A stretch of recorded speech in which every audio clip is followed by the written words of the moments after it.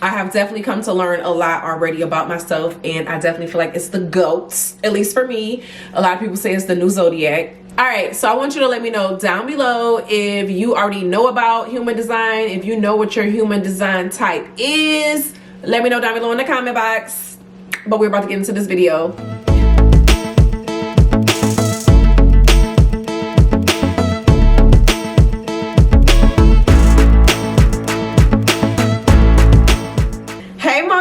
Welcome back to Living Out Loud with Monaco. As an author, entrepreneur, and content curator, I am dedicated to motivating and encouraging others to live boldly out loud in life, business, and purpose. So, you all, today I am introducing you to something called Human Design. Okay, so if you picked and clicked on this channel or on this video, you either clicked on it because you saw that I said that I am one of the rare reflectors, and you just found out you're a reflector and you're just trying to find more people in your tribe. Don't worry, I'm going to be getting to that in this video, just in regards to finding out of me being a reflector, what that's meant, and how I've been like changing up my views and stuff and how I approach stuff. Or you may have been clicking on this video because you're just like, okay, what the hell is human design and what is a reflector? Like, what is she talking about? So I'm gonna be painting my nails while I'm talking and going through the process. So I'm just going to give first a big overview of what the human design is. So the human design is somewhat of like a body graph, okay, where it goes off of your birth date, time, just placement of just everything, okay, similar to like an astrology chart. I think I said that right. Similar to that, okay, but you have 5 primary types of people, okay? So as I said, I'm a reflector. Reflectors make up only 1 to 2% of the entire population out of the 5, okay? But we're gonna get into reflectors a little bit later and what that means, and just since I found out that I was a reflector and then thinking over, y'all, my dog is eating right now. I feel like he always starts to do something when I start to record. So I just let him stay in and live his life, okay? Because my body was ready to do the recording. You hear me talking about him. But anyway, so you have the 5 different types. You have the reflector. You have the generator, which makes up about 70% of the population. Then you have the manifesting generator. Then you have the projector. Okay, so maybe it's 4 types. I'm missing one, y'all. Anyway, I'm missing one, I think. Let me see, I'm about to look it up. Okay, so I had it right with the 4 types. So there's 4 types of people basically when it comes to the human design. Okay, so the human design operates with like combining, you have astrology, you have science, you have ancient Kabbalah, healing practice. Like it's, y'all, it's deep, and it looks like your healing centers. So if you've ever heard of chakras and all of that, it looks at that as well. Okay, so the purpose of this video is for me to talk to you all about me finding out of me being a reflector, which is the rarest one. We only make up 1 to 2%, which is crazy because I'm also an INTJ on the Myers-Briggs, which is also the rarest one with the 16 personality types. And that had me look at things, you know, a little bit differently, and it made me realize and put my life into a different perspective. So a reflector is meant to be, well, not meant to be. A reflector is someone who in their body graph, and I'm going to put a picture of my body graph in here for you to see, but in a reflector's body graph, none of their energy centers are colored in, okay? They're all open and open to receive. So reflectors are said to be basically the natural empaths of the population. So their life experiences and how they come out and go through life, they're born to be empathetic and to understand all people, okay? And that's why they don't have, any energy centers because they don't have any biases. So we're typically not judgmental. So we can fit into a lot of different places. People can say that reflectors are basically like a chameleon, okay? You can operate with different friend groups. You may have felt like you don't just fit within a specific type of friend group because you have so many different interests. You may be someone who, you know, you feel like you go through your life where you always are going through this sense of change and never really feeling tied down to one thing. And so the way that reflectors, how we get our energy from what we're around and what we allow, in our field, okay? So if you're living in a depressed community, if you're around depressed people, you eventually are going to become depressed as a reflector. And in that interaction, well, okay, let me put it this way, sorry. It's not that you're going to become depressed in the process, but your reactions to your environment and your encounters are going to reflect the energy that you have consumed, basically. So if you find yourself only consuming positivity, communicating with people who are like operating where you're trying to be at, and, you know, things in that area, then as a reflector, that is what you're going to reflect back to your community around you and in your conversations, okay? So basically, long story short, and when you can look this up, y'all, but long story short, if you encounter a reflector and a reflector rubs you the wrong way, or like you get up, they make you upset, they're actually reflecting back to you your own energy. So whether you did something that invoked that same feeling, or internally your energy field, that's what you are within your core. And that was crazy to me because it made me think of me. And honestly, I'm not gonna lie, like I have been vengeful before. Like it's been one of those, like, you hurt me, I'm hurting you back. Like you're gonna feel this, you know, type of thing. And I was just like, oh my gosh. And I've always, you know, I'll get away from it within certain ways, but then even just in my presence in some areas. And it's crazy how they said reflectors are not meant to work around people. So I also have the hermit, which is crazy because I am an introvert. People don't believe me when I say that, but I am definitely an introvert. And so we need to be alone by ourselves a lot to recharge because we are always so busy reading everyone's energy. So if you're so busy, whenever you're around people, you're reading everyone's energy and you can feel what it is that they're, you know, going through in certain instances and stuff to, you know, to a certain extent, that becomes a lot for you. So you have to, you know, tuck away and recharge quite often as a reflector. And so that was something that was like, it really stood out to me because I realized like when I'm around a lot of people, I typically like be down for the count for a while when like I'm not around them for a while, or y'all, I have my times where I'll just be having to just like go into my own world, okay? Just to kind of like get back to that different feeling, you know, just depending on like who I'm around and the energies that I'm around too. But when you're working in a stressful environment, that stress is going to rub off on you, you know, because you're just going to be reflecting back. So basically, according to the Human Design, the reflectors are meant to be the ones to show the community itself. So reflectors are meant to show a person their true self, who they are, and what's at the core of themselves. So the feeling of what the reflector is giving you and what they're sharing and what you like about them, they're showing you qualities about yourself that you're liking. Now, if it's something that they're showing you that you don't like, then it's them showing you qualities of yourself that you don't like, okay? And that was pretty dope because I was just like, I definitely be feeling like that.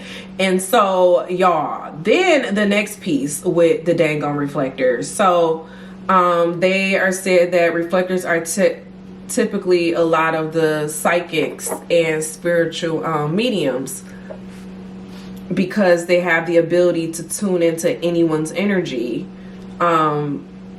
and feel into what it is that that person's, you know, energy is, what it is that they feel, what it is that they need.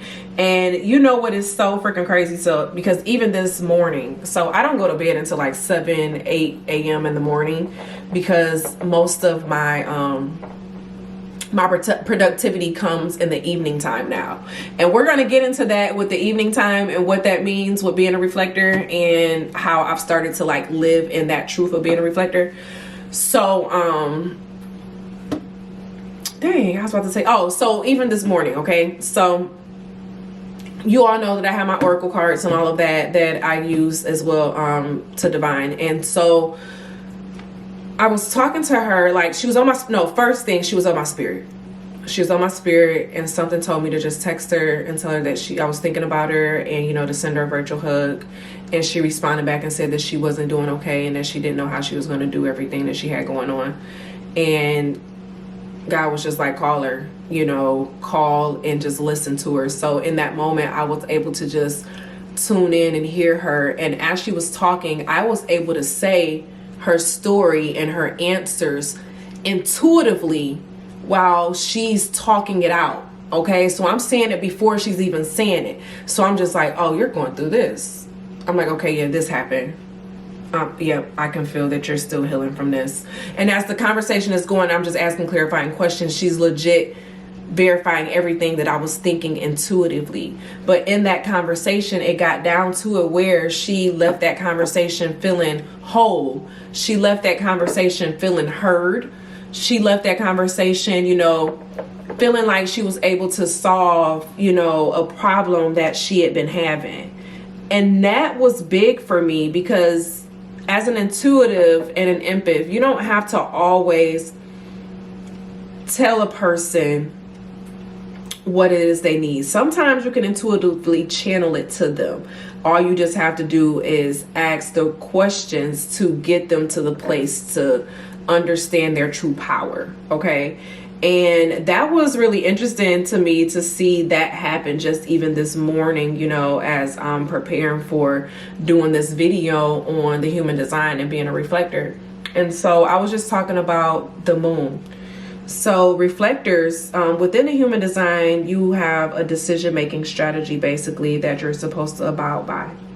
So their decision-making strategy is to respond when they have it to respond. Some people's area is to wait for the invitation, so on and so forth. Well, the reflector, we're not supposed to make any major decisions before 29 days. And the reason for that is that out of all of the different types, all the other three are ruled by the sun. The reflector is ruled by the moon, okay? And so reflectors change a lot. Our moods, our mind, and because we're around so many different energies and so many people, so we're taking in everything and like trying to get it figured out, right? So in that, we're supposed to, before we make that decision, we're supposed to go around and learn from different people. We may get people's input, ask them questions or something as a way to help us with making that big decision. Now, it's not something where you're just like, okay, you need to wait 29 days to, you know, guess what color nail polish you're going to put on your nails. But, you know, if you want to decide to move into a place or buy a house, you are supposed to give yourself 30 days. And what's crazy is that as a reflector, as I'm talking about buying a house, typically reflectors are travelers. They're really big on taking in other communities, learning people. And so they're usually meant to be like nomads, and they're not usually tied down anywhere. And that's so crazy because that's exactly how I am. I've never had the desire to buy a home. You know, I've heard people talk about like, oh, well, you know, that I've never had the desire to stay in a place for ever. I want to see the world. I want to travel the world. I want to get to all of the countries. You know what I'm saying? You know, write a book about every country. And so that's just where I'm at when it comes to like being a reflector. And it's so crazy because as we talk about like reflectors are meant to show to the state of the community Oh, y'all, let me make sure my chocha not showing. But we're meant to be like to reflect back the state of the community and everything. And it's like I love to travel to other parts of the world and stuff to learn about people, you know. And I've even noticed that if I stay in a place for longer than 2 weeks, I start to pick up on that the accent of their language. That was so beyond crazy to me, but it's so true. I was able to pick up on their language in that way. But it's crazy since realizing the 29 days aspect for making decisions. And I have some really big decisions that I'm currently in the waiting stage of making right now.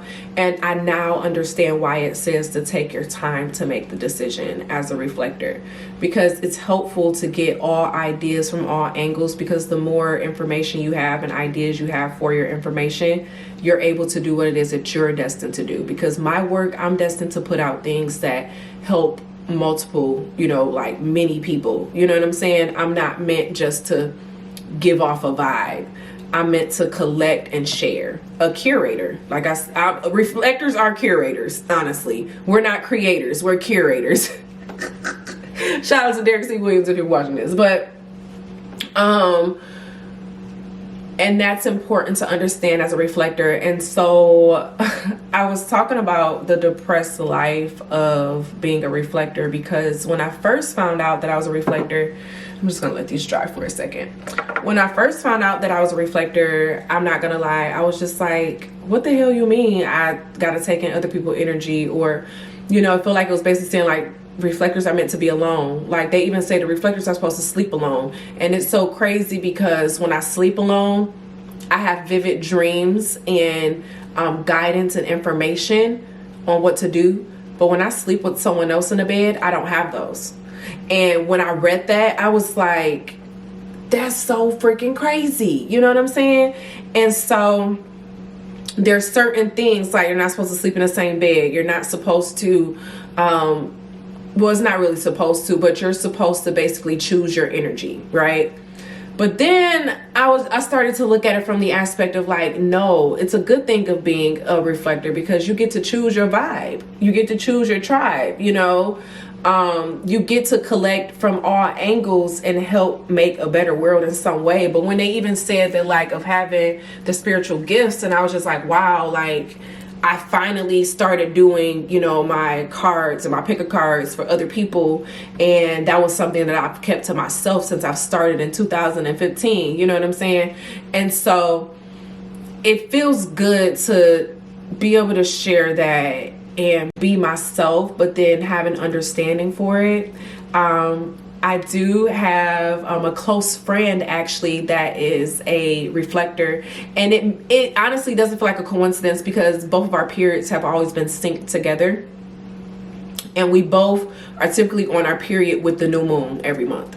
So it makes sense as reflectors of being in sync with the moon. When your body isn't in sync doing what you need to do, then you're going to be all off balance. You're not going to be together. Like as reflectors, you got to make sure you drink water, because the moon affects the body as water. Y'all, it's like, it's beyond crazy. As I was just sitting there thinking about just life in general, you know, and how I approach stuff and what works best for me and what doesn't work for me, and having something to put to it. So now I understand the importance of protecting my energy. So when I get good energy from somewhere else, don't go somewhere else that's bad energy and then let that bad energy take over where that good energy just was, you know?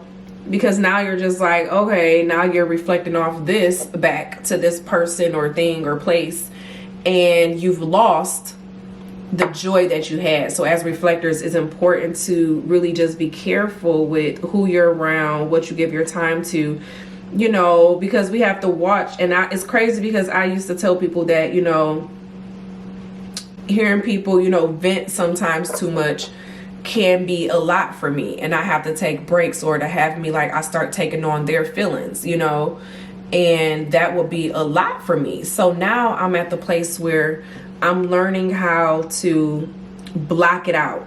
You know, that's why I don't do one-to-one readings. That's why I chose to not do although I have training as a therapist, I chose to not go in as a psychotherapist because I realized how much it takes from you and your energy field and what you take in with it. And I just always felt like I was very susceptible to everyone else's energy.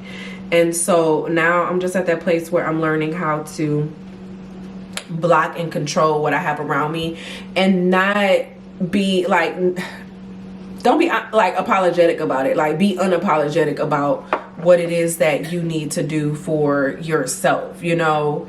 And as a reflector, live in your power, you know, see it as a power, see it as a superpower to be able to be a chameleon and learn from everyone unbiasedly, and to be able to make everyone feel welcome in some way, you know. Everyone is not gonna love you, of course, but as a reflector, you're gonna find that a lot of people probably come to you and say that they feel comfortable sharing certain things with you, or that you make them feel comfortable of being themselves, and it's more so because you're reflecting back themselves.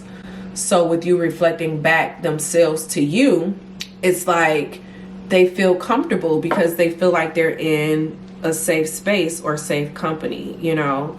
And it makes so much freaking sense, y'all. And so the way to stop depression and keep from getting depressed as a reflector, to keep it a buck with you, is to honestly just watch your energy. Don't be around a lot of depressed people, you know. And a lot of people hide their depression, you know. I know how it is to hide depression. I've hid depression, you know. But then I've also gotten out of depression more than once, and I understand that it can be done and how it can be done. So although you may need a break from people for a little bit, it doesn't mean that you need a break from them forever. You know what I'm saying? And so if you're a reflector, I'm interested in knowing, so how do you get your body graph?